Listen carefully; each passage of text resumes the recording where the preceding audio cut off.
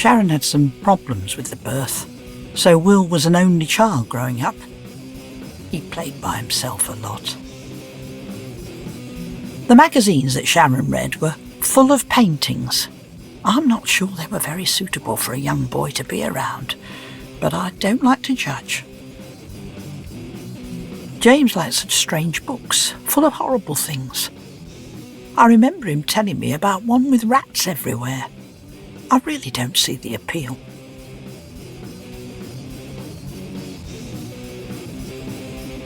That plant was about all Will saw of the outside when he was young. He preferred to make up stories rather than play outdoors. Sharon, Will's mother, met my James when he was working in London. She's American. They broke up for 3 years, and she took Will to America with her. James and Sharon both loved so-called music, and there was always something playing around Will. I thought it was an awful racket personally, but there's no accounting for tastes. I turned it off when I was babysitting. I only wanted the best for Will. I must sound like I was terribly damning of James and Sharon, but I loved Will as a boy and wanted to give him the best chance of a normal life.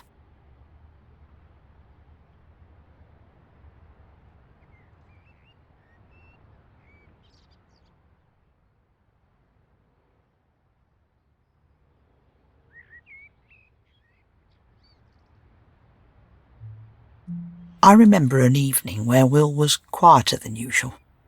At first I thought he was ill.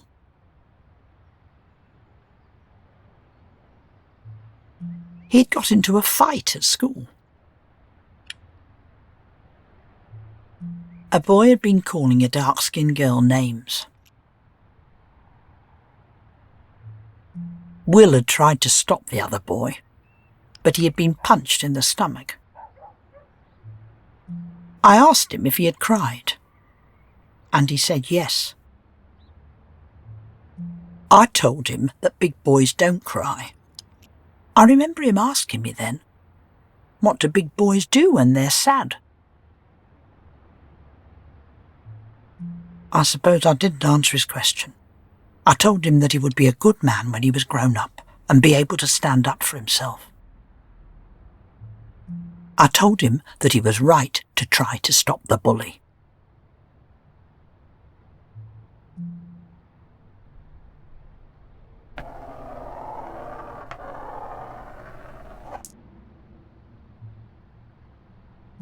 Now I think about it, I don't think he was very comforted.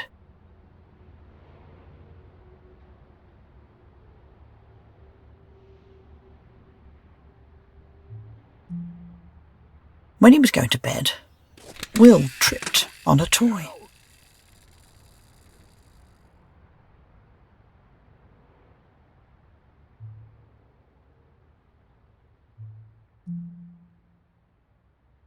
I remember carrying him. He was trying so hard not to cry. He was so small in my arms. I've never forgotten that feeling. It's funny, the things that you remember. A mix of small things, making up a lifetime. I took him to bed to read him a story.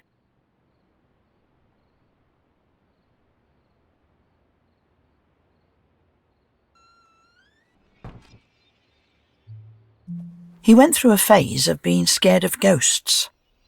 Sharon would buy him ghost storybooks, and he had that pop-up haunted house book too.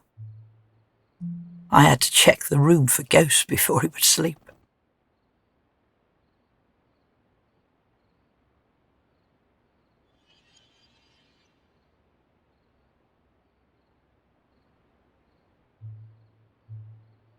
I made sure he could see me looking carefully.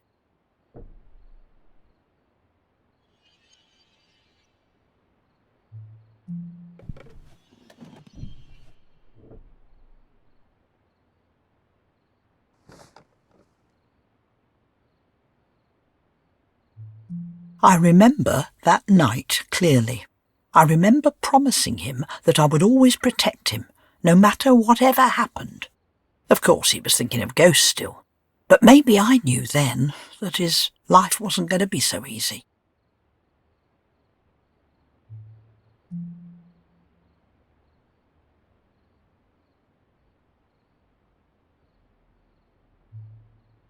I've been reading him Grimm's fairy tales. I didn't like all the updated nonsense they'd been putting into stories back then. It was a strange story that night, called The Ungrateful Son. I think it went something like this. Once upon a time, a man and his wife were eating a roast chicken for dinner. When the man saw his father, who was very old, walking up the road towards them, the man didn't want to share his chicken, so he hid it out of sight. The man's father arrived, bid them good day, and continued on his way.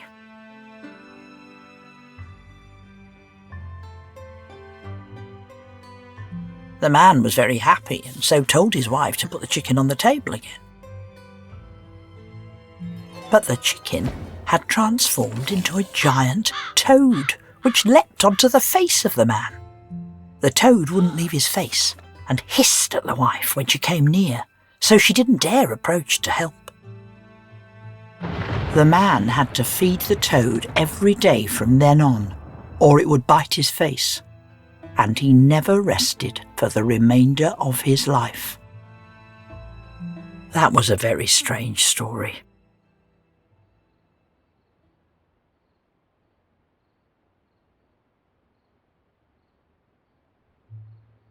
Will was asleep before I finished it, which was probably a good thing.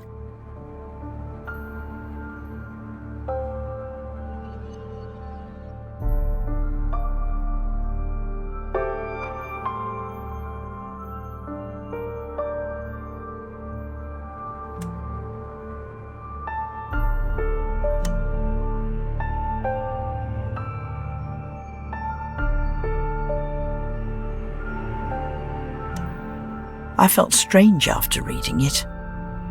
I wondered about whether I really could keep him safe.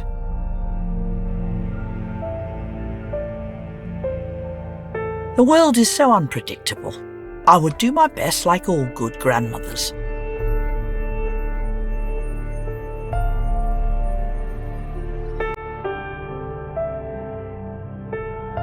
I could still see him sleeping there now, like it was only yesterday. I had raised James, so I thought I would be ready for anything from my grandson Will. But I wasn't daft enough to think that it would be easy. The world changes so fast.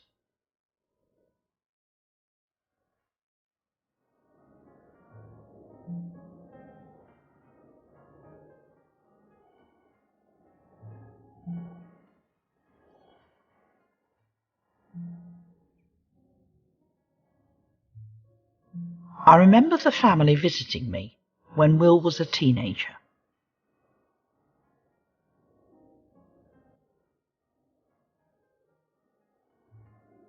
There's a song by Al Martino, Here in My Heart. That was playing when Robert first kissed me. I listen to it when I'm alone sometimes.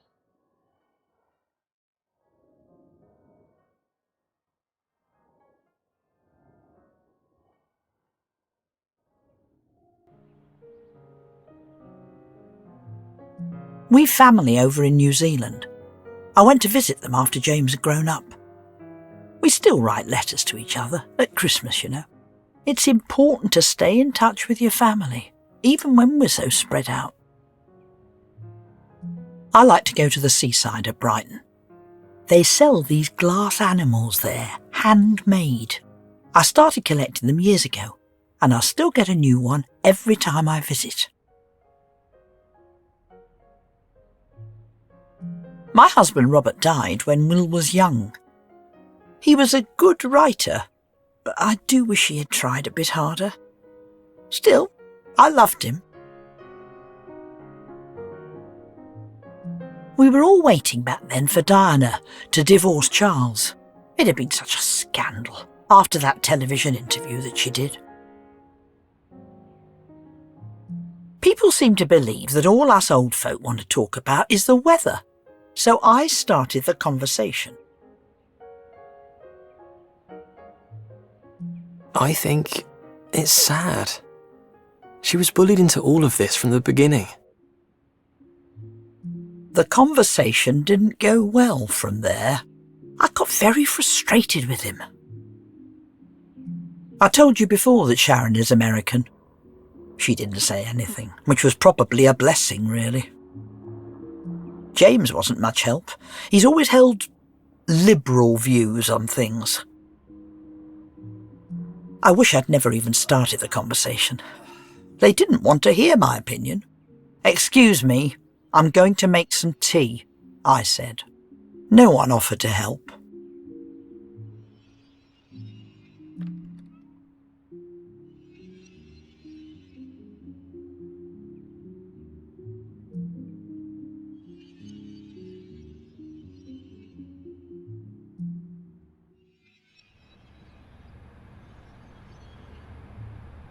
I felt patronised. I don't think they really wanted tea. I didn't really want it either, but I didn't want to stay in there. I suppose all this seems like a strange thing to remember, but it was a sad day for me. I was used to James, and of course Sharon being difficult, but not Will like that. There wasn't any choice in my day, but it gave me a quiet life. That was good enough. Back then, society worked by all getting along. You kept your head down. It's easier to stand up from the crowd now, but, well, I don't think it's right. I wish Will understood that you've got to fit in to get along in life.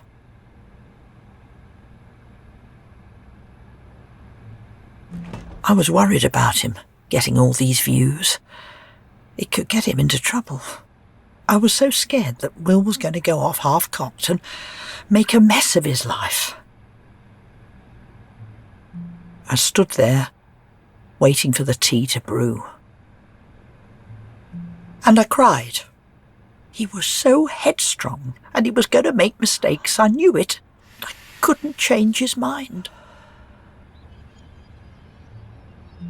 I knew something had been broken that day between Will and I.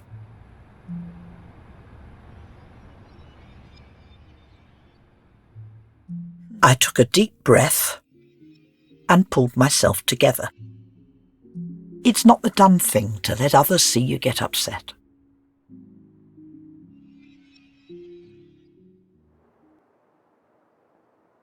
I live by myself. I always have done since Robert went. I had felt this was acceptable until then. Feeling distant from your family is the most awful thing. It's the strangest feeling of mourning. My generation has different values. Oh, goodness, I know that. But I very much believe that they are good. I wasn't prepared to accept that Will wasn't going to talk to me anymore. His views, I felt he was putting his future at risk.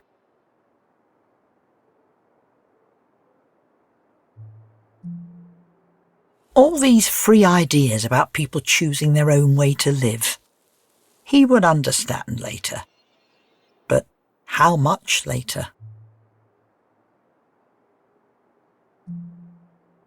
What damage might he do to his life before he saw that you need to fit in to get along?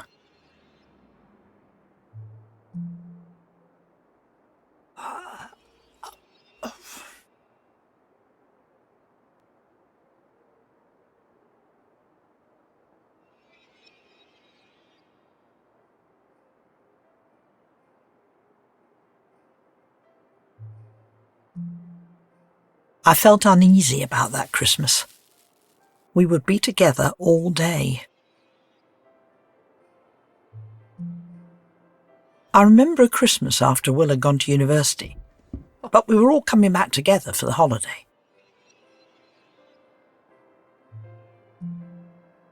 I tried to keep in touch with friends. Of course, there was no email or that sort of thing back then. There's nothing like a real letter now, though.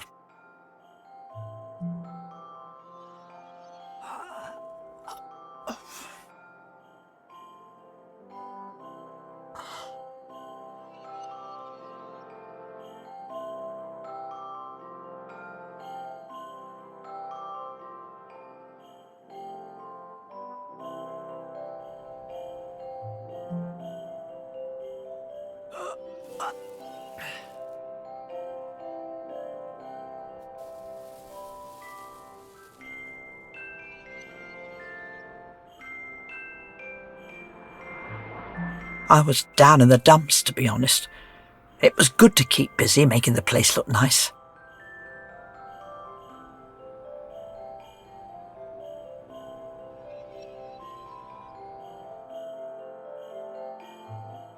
I'd been told that Will was going to bring a girlfriend, Sarah. It was important to make a good impression.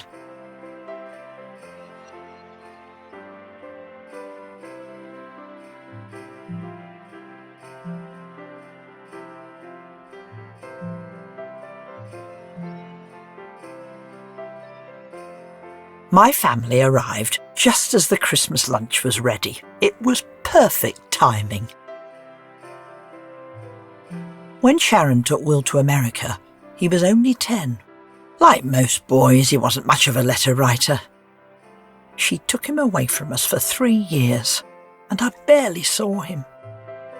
Will and I hadn't spoken for months.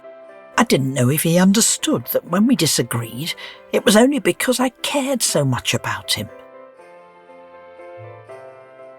Sarah was lovely, of course. She was a bit shy back then, I think. We talked about her university courses. She really had no reason to be nervous. James is like his father, really. A wonderful boy. But I do wish he would apply himself more. Will was a perfect gentleman.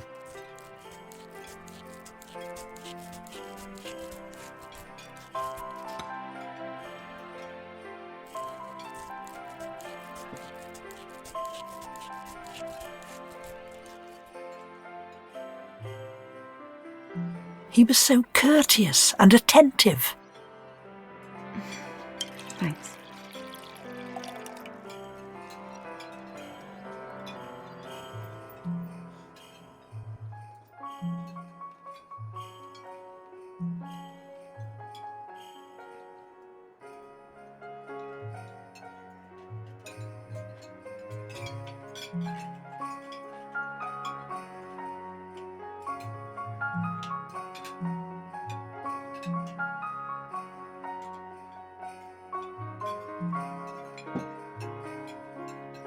It filled me with pride and hope to see him that day.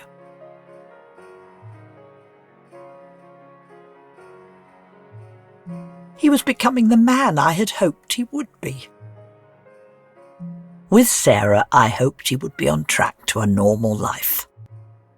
But that was the last time I saw her.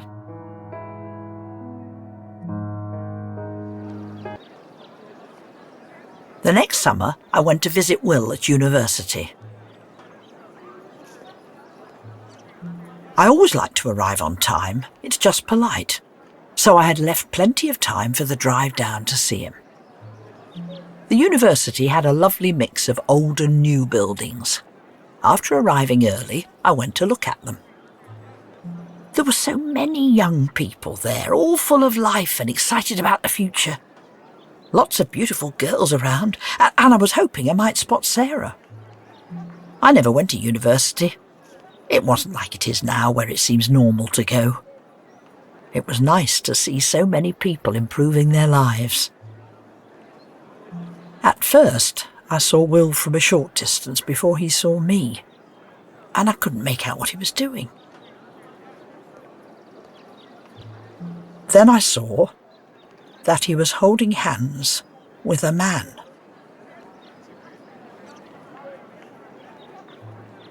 And then they kissed right there, out in the open.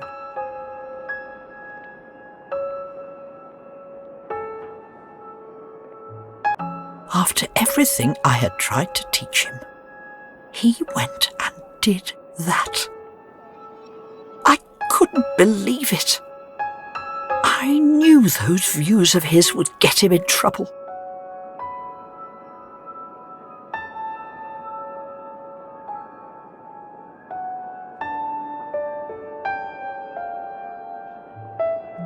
I left right away.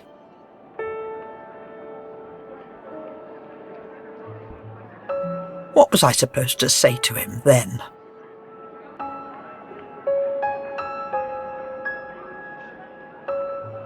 Will hadn't seen me.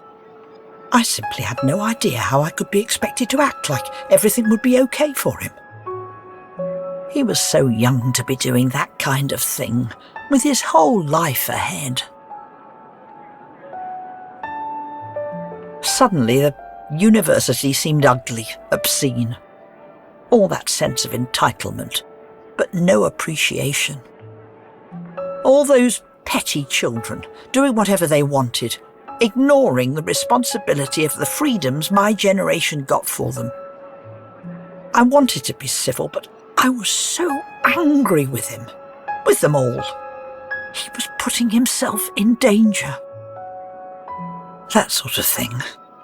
It all just feels wrong to me. Sorry, but that's just the way I feel about this.